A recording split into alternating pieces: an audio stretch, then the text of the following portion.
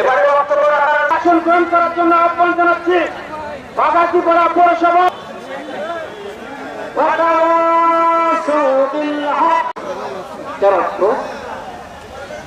সময়ে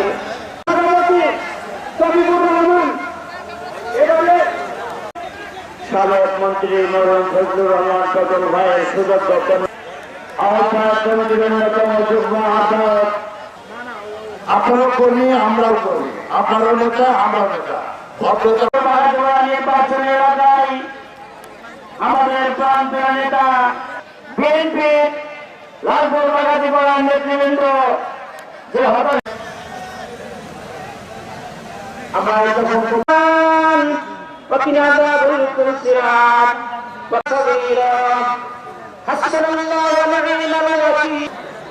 বাংলাদেশে বর্তমানে যে সরকার আছে সেই সরকারের কাছে আমরা আহ্বান জানাতে চাই, ভোট বাংলাদেশের জনগণের অধিকার। এই অধিকারকে বিগত বছরগুলোতে কেড়ে নেওয়া হয়েছে।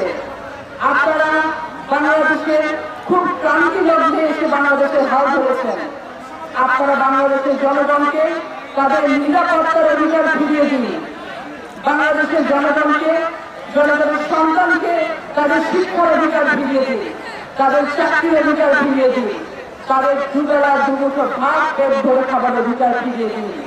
সর্বোপরি একটি নির্বাচিত সরকারের মাধ্যমে বাংলাদেশের সকল প্রতিষ্ঠান যেগুলোকে পরিকল্পিতভাবে ধ্বংস করা হয়েছে সেই প্রতিষ্ঠানগুলোকে পুনর্নির্মাণের জন্য সহযোগিতা করার জন্য অতি দ্রুত সম্ভব, যত দ্রুত সম্ভব একটি নির্বাচন দিন, যে নির্বাচনের মাধ্যমে বাংলাদেশের জনগণ তাদের প্রতিনিধি নির্বাচন করতে পারবে, তারা ভবিষ্যৎ বাংলাদেশ পরিচালনা করবে।